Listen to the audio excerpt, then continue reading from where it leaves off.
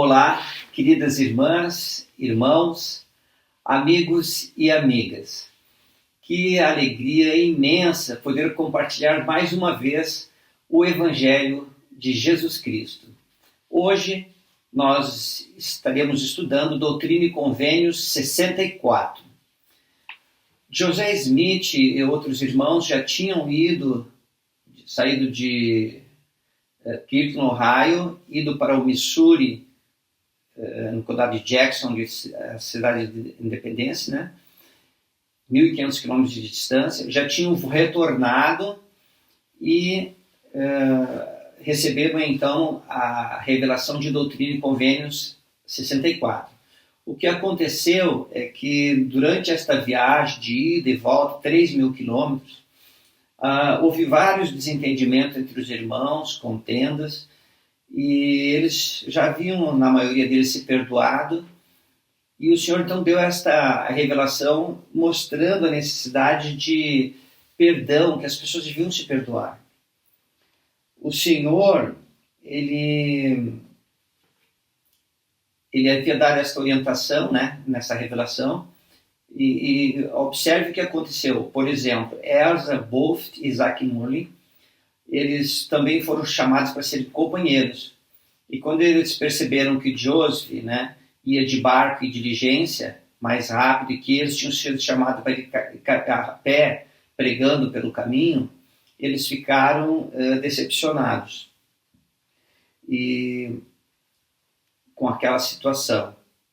Mais tarde, quando foi dito que eles deveriam retornar pregando, sem pressa, pregando pelo caminho de cidade em cidade, eles não obedeceram e foram rapidamente de barco e diligência para Ohio, retornando.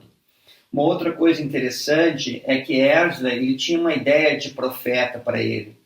E Joseph Smith, ele se portava assim com um espírito de leviandade e descontração, sem maldade, irmãos. Ele tinha um temperamento de Joseph facilmente irritável e ele tinha a tendência habitual de fazer brincadeiras e piadas. E para Ezra Bolt aquilo não condizia com a situação de um profeta. Ezra Bolt também ficou muito decepcionado quando ele chegou em Independência e observou a região, as terras, e viu que tinha poucos conversos ali na região, e ele ficou bem desanimado com isso. E, diante de toda essa situação, o Senhor deu a revelação que nós conhecemos hoje como Doutrina e Convênios 64. Vamos começar lendo aqui os versículos 1 e 2.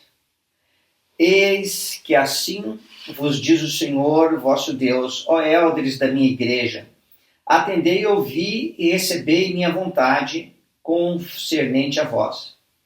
Pois em verdade vos digo, desejo que vençais o mundo, portanto terei compaixão de vós. Interessante que quando as pessoas se envolvem em contendas, em discussões, elas perdem a influência do Espírito. As contendas não são de Deus. E observe que nós somos chamados para vencer, não um vencer o outro, mas para vencer o mundo. Lembra, na existência pré-mortal, quando foi apresentado o plano de salvação, em que nós viríamos esta terra, e aqui seríamos provados para ver se cumpriríamos todas as coisas que o Senhor, nosso Deus, nos mandasse? Então, estamos vivendo esse momento maravilhoso da nossa existência. E o Senhor quer que nós vençamos o mundo. O que significa isso? Que nós possamos submeter nossa vontade à vontade do Senhor. E que nós não deixamos levar pelas coisas do mundo. Hoje, como em todas as épocas, sempre tiveram vozes nos chamando para não seguir o Senhor, Jesus Cristo e nosso Pai Celestial. Para nos desviarmos do plano de salvação. E tantas teorias que fazem com que nós possamos nos afastar de Deus. Então, cada um de nós nascemos aqui para vencer o mundo, não para lutarmos uns com os outros. Dos versículos 3 até o versículo 7, o Senhor está falando sobre essas contendas que eles tiveram, essas discussões, que o Senhor estava sendo misericordioso com eles. Desta vez, por esta vez. O próprio Joseph precisou ser repreendido. E daí no versículo 5 fala assim, ó, e as chaves dos mistérios do reino não serão tiradas de meu servo Joseph Smith Jr., pelos meios que designei, enquanto ele viver, caso obedeça minhas ordenanças.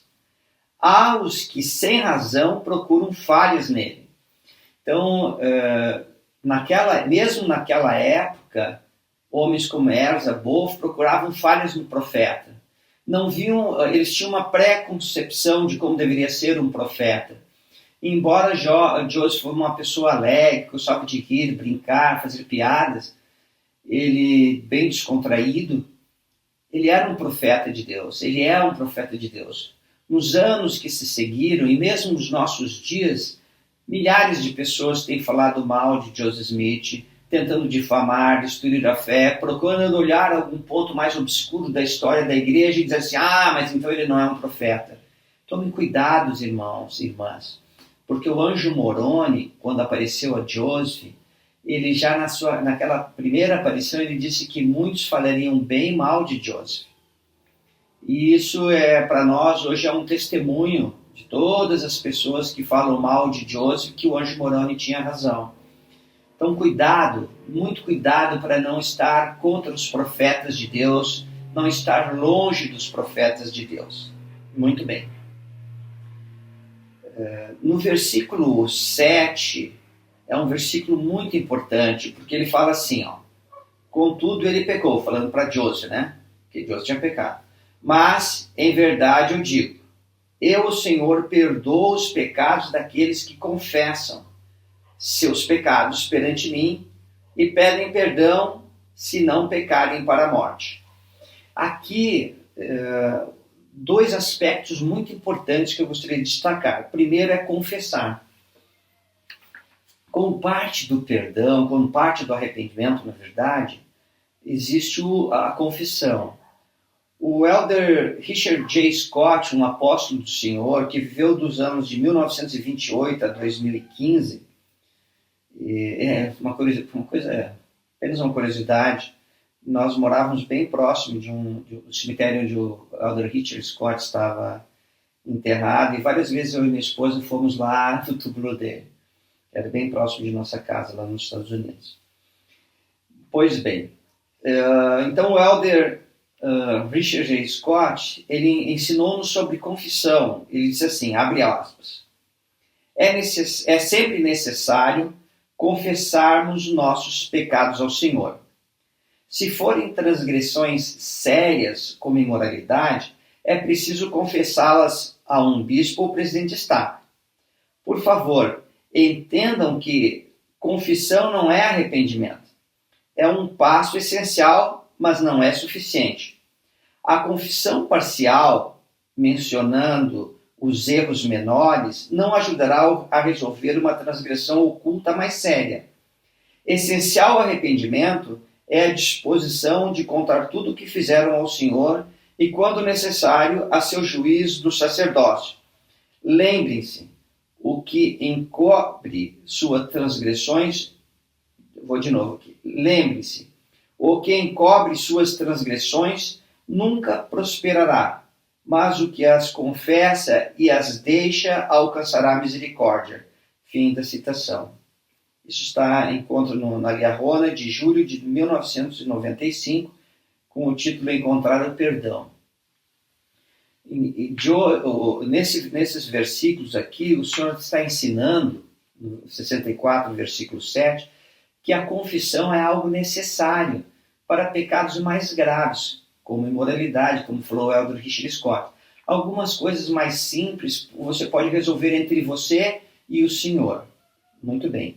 Uma outra coisa importante sobre a confissão, que o Senhor ele pede que nós possamos confessar a quem tem autoridade, ao bispo ou ao presidente da estaca. Mas o Senhor não pede que nós façamos publicamente para todas as pessoas, olha, eu fiz tal e tal erro, eu pequei. Não, e também nós não devemos estar falando abertamente de nossos pecados para todos, porque a confissão é entre você e o Senhor, e nos casos mais graves, entre você e o bispo, tá bom? Ou o presidente da estaca. Um outro aspecto bem importante aqui no versículo 7 fala assim, ó, eu, o Senhor, perdoo os pecados daqueles que confessam seus pecados perante mim e pedem perdão se não pecaram para a morte. Nossa! Então daí você fica pensando assim, nossa, será que o meu pecado é um pecado para a morte que não será perdoado? O que significa isso?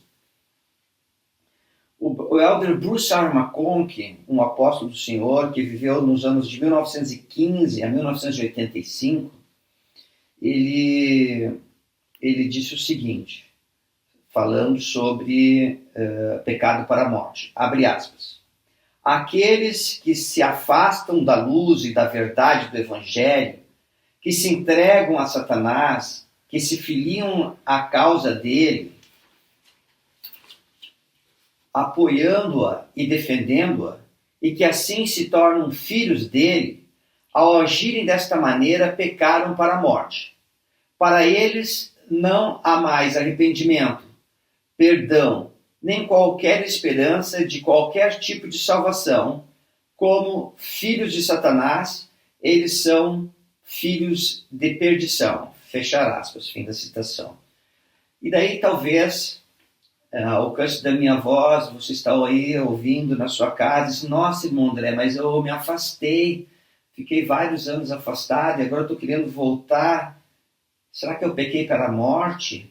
Será que me tornei um filho da perdição? Vamos entender melhor isso para que não tenha dúvida. No Manual do Instituto de Doutrina e Convênios fala assim, ó, é importante notar que os filhos de perdição diferem daqueles membros da igreja que tinham um testemunho da verdade, mas que depois se tornaram inativos e se afastaram dos princípios do Evangelho. Os filhos de perdição cometem o pecado imperdoável de negar o Espírito Santo. Por terem se rebelado abertamente contra Deus e se recusado a serem redimidos por meio do sacrifício de Jesus Cristo, para eles é como se não tivesse havido redenção. Como os filhos de perdição não podem ser redimidos da morte espiritual, a segunda morte, o pecado deles é para a morte. Então, muitas pessoas, às vezes, por diferentes motivos, de alguma forma fraquejaram na fé em Jesus Cristo e vieram a se afastar de seu reino na terra. Mas, com o passar do tempo, um dia sentem o desejo de voltar, e eu quero dizer a todos aqueles que por qualquer motivo tenham se afastado, que estamos de braços abertos para recebê-los de volta.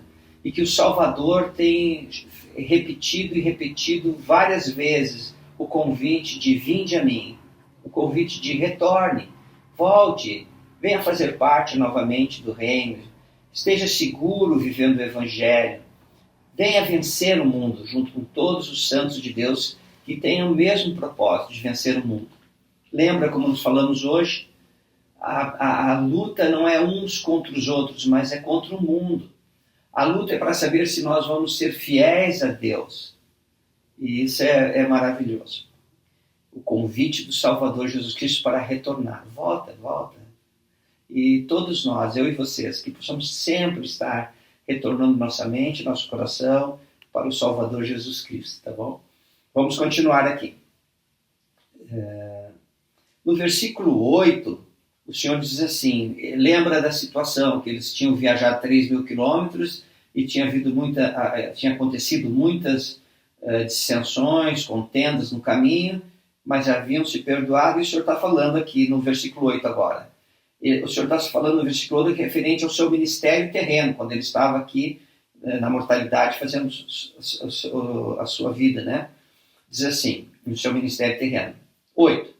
Meus discípulos, nos dias antigos, procuraram pretextos uns contra os outros e em seu coração não se perdoaram. E por esse mal foram afligidos e severamente repreendidos. Olha que interessante. Lembra lá na época em que Jesus Cristo estava no seu ministério terreno, lá em Jerusalém, na região toda de Jerusalém, que os discípulos estavam preocupados para ver quem era o maior no reino de Deus? Então, esse tipo de contendas que havia entre eles. Continuando no 9 até o 11. Portanto, digo-vos que vos deveis perdoar uns aos outros, pois aquele que não perdoa a seu irmão suas ofensas está em condenação diante do Senhor, pois nele permanece o pecado maior. Eu, o Senhor, perdoarei a quem desejo perdoar, mas de vós é exigido que perdoeis a todos os homens. E deveis dizer em vosso coração, que julgue Deus entre mim e ti e te recompense de acordo com teus feitos. Fim da leitura. Interessante aqui, por que o Senhor, Jesus Cristo, ele tem falado assim que todos nós devemos perdoar os outros, independente da ofensa que tenha nos sido prestada. Eu encontrei aqui uma citação do presidente Marion D. Romney, um apóstolo do Senhor já falecido, que ele estava ensinando sobre o perdão e a necessidade que nós, eu e você, que todos nós, temos de perdoar as pessoas.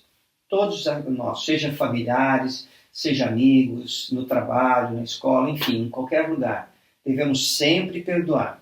Irmãos, perdoar, irmãs, irmãos, perdoar não significa que você vai consentir que a outra pessoa continue te agredindo, te maltratando, te espancando. Você vai tomar as medidas para impedir que isso aconteça. Mas mesmo assim, você deve perdoar a pessoa. Observe o que o presidente Romney ensinou. Abre aspas. Isso acontece com relação a toda forma de pecado. A inveja, a arrogância e injusto domínio são transgressões que podem corromper a alma daquele que as pratica. Isso sucederá também se nos negarmos a perdoar. Mesmo quando parece que o ofensor merece o ressentimento e ódio que guardamos, não podemos consentir em pagar o preço dessa mágoa e rancor, em virtude do mal que tais sentimentos nos fazem. Se já sentimos o suplício dessas emoções, conhecemos o dano que pode causar-nos. Conta-se que o presidente Brigham Young disse que quem se ofende quando não há intenção de ofender é um tolo. E aquele que se ofende quando a ofensa é intencional é geralmente um tolo também. Então, foi explicado que existem duas ações possíveis quando alguém é picado por uma cobra venenosa. A pessoa pode, por raiva, medo ou vingança, perseguir o animal e matá-lo, ou apressar-se a retirar o veneno do organismo. Se escolher a segunda opção, provavelmente sobreviveremos. Mas se tentarmos seguir a primeira, talvez não vivamos o suficiente para matar o animal. Fim da citação. Isso está na conferência de outubro de 1993. Irmãos, por que é tão importante, então, perdoarmos as pessoas que nos ofendem? Porque quando você não perdoa, fica uma mágoa dentro de você. Pode gerar ódio, rancor. E esse tipo de sentimento que invade seu coração quando você não perdoa, ele bloqueia a luz de Deus na tua vida. E quando o Senhor está dizendo para você perdoar, ele não está dizendo que aquele agressor, que aquele pessoa orgulhosa que te ofendeu é um bonzinho.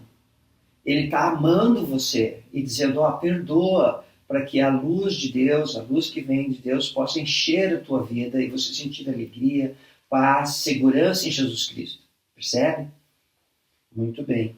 Lembra na antiga Israel, lá no ministério de Cristo, perdão, de Jesus Cristo, que o Senhor fala assim, quando alguém te pedir que andar uma milha, ande duas. Na antiga Israel, naquele período, o povo de Israel era dominado pelos romanos. E como um romano, ele podia pegar todas as suas cargas e chamar qualquer israelita que estivesse ali e dizer assim, leva a minha mala. E daí ele pegava todas as bagagens e carregava por 1 quilômetro. Essa era a lei romana. E para um judeu, para um israelita, aquilo era muito ofensivo. Ele se enchia de mágoa, de rancor, de ódio. E quando o Senhor deu este mandamento, dizendo, quando alguém te falar para mandar a primeira milha, ande duas, o Senhor estava dizendo, não estava dizendo, olha que romano bonzinho, carrega porque está pesado, não era isso. O Senhor estava amando você, aquele israelita, estava amando aquela pessoa e dizendo assim, se ele te pedir que carregue uma, você vai duas, sem mágoa, sem raiva, sem ódio, porque daí a luz de Deus, a luz de Cristo vai poder encher a tua vida dessa influência purificadora, desse Espírito maravilhoso que dá paz ao coração e faz com que em meio a tantas adversidades você ainda possa continuar caminhando feliz, com fé em Jesus Cristo e se aperfeiçoando nele. E isso é extraordinário, é maravilhoso. Muito bem. Continuando aqui, nós falamos de Ezra Boft e Isaac Murley, né? E é interessante que o Senhor, no versículo 15 e 16, ele fala assim, ó, eis que eu, o Senhor, estava zangado com aquele que foi meu servo Ezra Boft e também com meu servo Isaac Murley, porque não guardaram a lei nem o mandamento. Lembra que eles vinham ir a pé, sem pressa, pregando de cidade em cidade, e eles foram de barco, de diligência, chegaram rapidamente a Quirtlo novamente. E daí no 16 fala assim, e seu coração procurava o mal, e eu, o Senhor, retive meu espírito. Lembra, quando você tem desejos de maldade, de rancor, de ressentimento, bloqueia a luz de Deus, bloqueia o espírito do Senhor em nossa vida. E é isso que o Senhor está falando aqui. Continuando. Condenaram como mal aquilo em que não havia mal. Contudo, perdoei meu servo Isaac Murley. Interessante que Isaac Murley, aparentemente, por essa escritura, ele se arrependeu.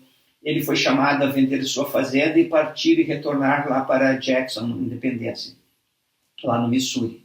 E ele foi obediente, vendeu a fazenda e seguiu a orientação do Senhor. Mas Ezra Boft não fez. Ele começou a pregar abertamente contra o profeta Joseph e a igreja lá em Kirtland, né? Eles... Espera um pouquinho. Deixa eu só corrigir uma coisa aqui. Isaac Murley foi para o condado de Jackson. Vendeu a fazenda e foi para o condado de Jackson. Saiu de Kirtland e foi para lá. E Ezra Boft continuava lá em Kirtland pregando contra o profeta. A igreja então se reuniu e tirou a licença dele de ser um pregador em nome da igreja. E o que aconteceu? Ele foi para o jornal e ele começou a escrever várias cartas contra o profeta. E ele acabou se afastando totalmente da igreja. Ele não retornou para a igreja que ele pertencia anteriormente e se tornou um agnóstico. Agnóstico é aquela pessoa que não diz que Deus vive, mas também não diz que ele não vive. Tá? E esse foi o fim de Ezra Boft, aqui nos relatos que nós temos. Irmãos, irmãs, é tão fácil se afastar, é tão fácil jogar pedras uns nos outros, é tão fácil encobrir a luz de Jesus Cristo que vem em nossa vida, mas o Senhor tem continuamente convidando, venha a mim, vem e segue-me, que é o estudo que nós temos. Né? Lembra lá o Senhor dizendo, eu sou o caminho, a verdade e a vida, que possamos seguir o Salvador e tirar todas essas mágoas, ressentimento, as dúvidas do nosso coração e deixar de lado e seguir o Salvador. Quando eu falo em dúvidas, eu não estou me referindo a você que tem perguntas honestas do seu coração, que quer saber a verdade. Eu estou me referindo àqueles que procuram encontrar faltas no profeta Joseph, que procuram encontrar faltas nos irmãos da igreja, que procuram faltas no bispo, no presidente da estaca, nos membros, na presidência do socorro, em todo lugar. Lembra, irmãos, irmãs, A luta que nós travamos é contra o mundo, não uns contra os outros. A batalha é a batalha pessoal que está sendo travada dentro de nosso próprio coração. E quando nós nos eliminamos na nossa vida todos esses sentimentos de mágoa, de rancor, de raiva, e procuramos seguir o Salvador, então nossa vida se enche de luz. Nos tornamos pessoas mais felizes, sentimos paz. Lembra de João 14:27? Deixe-vos a paz. A minha paz vos dou, não vou lá dou como o mundo a dá. Não se turbe o vosso coração, nem se atemorize. Lembra, irmãos, que possamos então exercer fé no Senhor e continuar vivendo felizes o Evangelho de Jesus Cristo. Muito bem. Continuando aqui no versículo 21, o versículo 21 é tão interessante porque ele fala assim, olha, não desejo que meu servo Frederick J. Williams venda a sua fazenda, porque eu, o Senhor, desejo manter na terra de Kirtland uma posição firme pelo espaço de 5 anos, nos quais não derrubarei os iníquos, a fim de assim poder salvar alguns. Por que o Senhor pediu que Frederick J. Williams não vendesse a sua fazenda e outros irmãos também fizeram a mesma coisa? Por mais 5 anos. Interessante, né? Por que isso? Porque o Senhor, logo mais, iria pedir aos santos, e ordenar aos santos, na verdade, que construísse um templo. E naquele templo, o templo de Kirtland, o Senhor pôde conferir várias chaves sobre a cabeça de Joseph Oliver, e essas chaves do reino. Muito, muito especial. Joseph e Oliver participaram dessas visões e nós vamos estudar mais adiante, tá bom? Mas hoje é bom sabermos por que o Senhor disse que teríamos que ficar ali, os santos teriam que ficar ali mais 5 anos.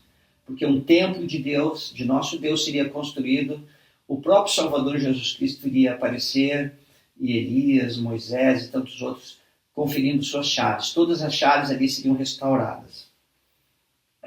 Como Deus é bom, né? Como Jesus Cristo é bom. Como eles conseguem fazer coisas por nós, nos preparando para o futuro, nos preparando para uma vida de excelência, de vida eterna. Se nós dermos ouvidos a seus profetas, se ouvirmos as revelações que o Senhor tem para cada um de nós, tudo irá bem, irmãos, com cada um de nós. Muito bem. Daí no 22 ele disse, e depois disso, depois que tiver passado aquele tempo, né, eu, o Senhor, não considerarei culpado qualquer que vá à terra de Sião com o coração aberto, pois eu, o Senhor, exijo o coração dos filhos dos homens. Logo, logo nós vamos voltar a esse assunto do coração dos filhos dos homens. Então, depois daquele tempo, eles todos poderiam partir para lá para Jackson, com o coração aberto. E a mesma atitude que nós devemos ter hoje, né? Um coração aberto para receber a influência do Espírito Santo, para que a luz de Cristo esteja bem radiante em nossa vida, para sabermos nos conduzir e ajudar a nossos irmãos e irmãs tão queridos e queridas. Muito bem. No 23, o Senhor fala assim, eis que o tempo presente se chama hoje, até a vinda do Filho do Homem. E em verdade é um dia de sacrifício e um dia para o dízimo de meu povo, pois aquele que paga o dízimo não será queimado na sua vinda. Não significa, irmãos, que vai cair uma bola de fogo dos céus e vai, aquele lá não queima, não paga o dízimo, pum, uma bolinha de fogo, pum, uma bolinha de fogo. Não, significa que quando o Senhor vier, o Senhor vai salvar os santos e conceder vida eterna. Mas olha só que interessante, a palavra dízimo aqui não significa, não tinha o mesmo sentido da palavra dízimo que nós temos hoje, 10%. Esse sentido que nós temos hoje só foi dado em 1838 e está lá na seção 119 que nós vamos ver mais adiante. Mas a palavra dízimo aqui significava as doações que as pessoas estavam fazendo naquela época, em especial aqueles que estavam consagrando, né, vivendo a lei da consagração, consagrando suas propriedades, seus bens, para poder ser edificada a cidade de Sião, lá em Jackson, no Missouri. Tudo bem? Muito bem. Eu tinha feito uma citação aqui que eu queria... sim, achei. Para compartilhar com todos nós aqui. Aqui, eis que o tempo presente se chama hoje, tá bom? Hoje. Então, eu achei uma citaçãozinha aqui do presidente Henry B. Eyring. Citaçãozinha, achei uma grande citação, né? O presidente Henry B. Eyring, que é membro da primeira presidência. E ele falou a importância sobre hoje. Ele fala assim, ó, abre aspas, as escrituras deixam bem claro o perigo da procrastinação, ou adiar, ou de descobrirmos que nosso tempo se esgotou. Deus, que nos dá cada dia como um tesouro, pedirá que prestemos contas.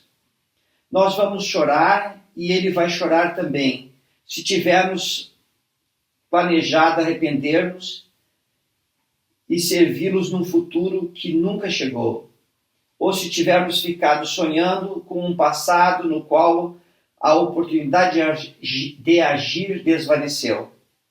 O dia de hoje é um dom precioso de Deus. A atitude de deixar as coisas para algum dia pode roubar-nos as oportunidades de aproveitar nosso tempo e receber as bênçãos da eternidade. É difícil saber quando já fizemos o bastante para que a expiação transforme nossa natureza e assim nos torne merecedores da vida eterna. Não sabemos quantos dias teremos para prestar o serviço necessário para que essa mudança ocorra, mas sabemos que teremos dias suficientes, basta que não os desperdicemos. Olha que interessante aqui, né? Está falando aqui o Salvador Jesus Cristo em Doutrina e Convênio sobre hoje. Hoje é o dia, né? Hoje é o dia de nos prepararmos, né, para a segunda vinda do Senhor. Mas muitas vezes nós nos perdemos no tempo. Às vezes ficamos sonhando com um futuro que não existe. Ou então ficamos lá no passado, remoendo, brigando, lutando, batalhas imagináveis que já passaram. E não conseguimos viver hoje no presente. Eu queria deixar um desafio para você. Um desafio bem simples. Que pudesse orar e pedir a nosso Pai Celestial, em nome de Jesus Cristo, que você pudesse perceber quando você está com seus pensamentos no passado ou no futuro. Não estou dizendo aqui que você não deve planejar o seu futuro, traçar metas, não é isso. Mas é viver lá no futuro, sonhando e não realizando nada. Então o desafio é orar para que você possa perceber isso. Eu tenho o hábito assim, ó. Às vezes eu me desfoco do que eu estou fazendo. Eu vou muito, penso uma coisa no futuro, outra coisa lá no passado que não entendo, mas perco o foco. Cada vez que eu percebo isso, que eu faço, eu respiro fundo. E esse é o sinal para mim mesmo. Para que eu possa me concentrar agora naquilo que estou fazendo, nas coisas que são importantes. É algo muito simples, né? Mas desafio você a orar ao Senhor e para que você possa reconhecer quando você desligou e você possa viver o presente. O presente é maravilhoso. Tantas coisas agradáveis nós podemos fazer. Eu estava lendo ontem o livro de Mórmon e eu estava ali olhando e buscando algumas respostas. Na verdade, nem era uma resposta, era algo que eu queria conhecer mais. Eu queria, e quero, mas estou fazendo isso, conhecer mais sobre o amor de Jesus Cristo. E eu estava lendo e procurando nas Escrituras coisas que mostram que Jesus Cristo me ama. E eu fiquei tão assim, aquilo encheu, aqueles momentos foram pouco tempo, uns 20 minutos, irmãs. Mas aquilo me encheu assim de paz, algo assim maravilhoso que ficou comigo o dia inteiro, foi tão gostoso. E daí o que eu quero mostrar é que se você viver o presente, viver o agora. Você será uma pessoa mais feliz. E no futuro receberás as recompensas que o Senhor tem para você. Cuidado para não se distrair e o tempo passar e você não ter feito o que era preciso ser feito na tua vida. Lembra, aqui o presidente Arlen falou sobre servir. E ele fala assim que nós não sabemos se nós já fizemos o suficiente para que a nossa natureza mude, para que a expiação tenha efeito sobre nós e nós possamos voltar à presença de nosso Pai Celestial como um ser exaltado. E daí ele comenta que à medida que nós vamos servindo, essa mudança acontece. Lembra dos missionários que vão ao campo e depois eles retornam depois de 2 anos, um ano e pouco as jovens, e eles dizem assim, foram os melhores anos que vivi. Quantas vezes já ouvimos isso? Porque quando estavam no campo missionário, eles esqueceram de si mesmos para servir aos outros. E ao esquecerem de si mesmos, eles acabaram descobrindo a pessoa maravilhosa que eles eram. E eu e vocês, à medida que nós servimos ao nosso próximo, e quando nós pensamos em servir, às vezes as pessoas dizem, mas eu tenho que ser o bispo, eu tenho que ser o presidente da estaca, eu tenho que ser a presidente da Socorro, eu tenho que ser a presidente das moças. Irmãos, bobagem. O Senhor não quer isso. O Senhor quer que você sirva no chamado que for chamado, que o Senhor te der, mas que você possa servir as pessoas, não servir aos cargos. Você pode servir no teu coração. E a mudança acontece aqui. Servir a tua família, servir a tua comunidade, teus amigos próximos, percebe? E ao servirmos aos outros, nós vamos descobrindo a pessoa realmente especial, maravilhosa que somos. Muito bem. Vamos continuar, e já estamos encerrando. Eu gostaria de encerrar com os versículos 22, no finalzinho assim, que o Senhor diz assim, eu, o Senhor, exijo o coração dos filhos dos homens. E no 33, fala assim, no 34, desculpa. Eis que o Senhor requer o coração e uma mente solícita. E os que são solícitos e obedientes comerão do bem da terra de Sião nestes últimos dias. Então o Senhor está pedindo o nosso coração e uma mente solícita. Então, às vezes já ouviram da gente falar do servo inútil, né? O servo inútil, o Senhor assim, ser um servo inútil, o que significa isso? Eu tenho pensado sempre nessa expressão, servo inútil. Nós devemos orar para que possamos ser servos úteis na mão do Senhor, mas mesmo assim, embora façamos tudo que estiver ao nosso alcance, ainda seremos servos inúteis. Porque nós não podemos, irmãos, eu e você, dar a vida. Nós não podemos expiar pelas outras pessoas, pelo pecado do seu irmão, de sua irmã. Quem pode fazer isso é o Salvador Jesus Cristo. Na verdade, ele já fez. Cabe a nós agora vivermos o Evangelho para desfrutar desse sacrifício imenso que o Salvador fez.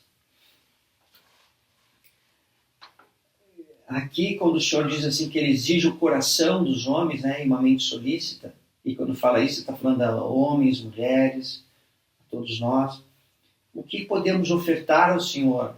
Tudo ele nos deu, tudo. Mas o elder Neal Maxwell, um apóstolo do Senhor que viveu de 1926 até 2004, ele disse o seguinte sobre este assunto. Abre aspas. A entrega de nossa vontade a Deus é realmente a única coisa pessoal e ímpar que temos para depositar no altar de Deus. As muitas outras coisas que damos a Deus são, na verdade, coisas que Ele já nos deu e que nos emprestou. Mas quando começamos a nos submeter, permitindo que nossa vontade seja absorvida pela vontade de Deus, então estaremos realmente dando algo a Ele. Fechar aspas. Maravilhoso, né? Então, a única coisa que realmente nós podemos ofertar ao nosso Pai Celestial, Jesus Cristo, é a nossa vontade. Quando nós nos submetemos à vontade de Deus, nós estamos depositando tudo no altar. E só consegue submeter à vontade de Deus, só quem consegue ofertar sua vida diante de Deus, aquele que é humilde.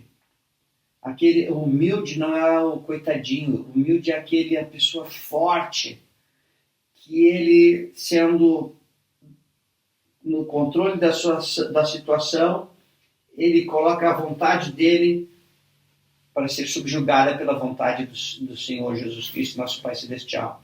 Foi isso que o Salvador Jesus Cristo fez. Ele não veio à Terra para fazer a vontade dele, mas para cumprir a vontade do nosso Pai Celestial. E os dois são um. E quando eu e você nos batizamos, nós nos tornamos um com Deus. E permanecer um com Deus depende de cada um de nós e de nosso desejo de viver o Evangelho, dos nossos atos diários de retidão e justiça. E isso é algo que está ao alcance de cada um de nós, pessoas comuns. Mas lembra, o reino celestial, no mais alto grau de glória e exaltação, estará cheio, repleto de pessoas comuns. Pessoas que vivem o Evangelho no seu dia a dia. E esta é a mensagem que eu tenho para deixar com você hoje, neste domingo maravilhoso. Que possa ter um ótimo domingo, lembrar-se do Senhor, e que possa ter uma semana maravilhosa. Cuide-se, tome cuidado. Tchau, irmãs, tchau, irmãos, jovenzinhos, jovens adultos, crianças que assistem com seus pais. Um abraço do vovô Dé. Tchau, tenha uma ótima semana, cuide-se bastante. Tchau.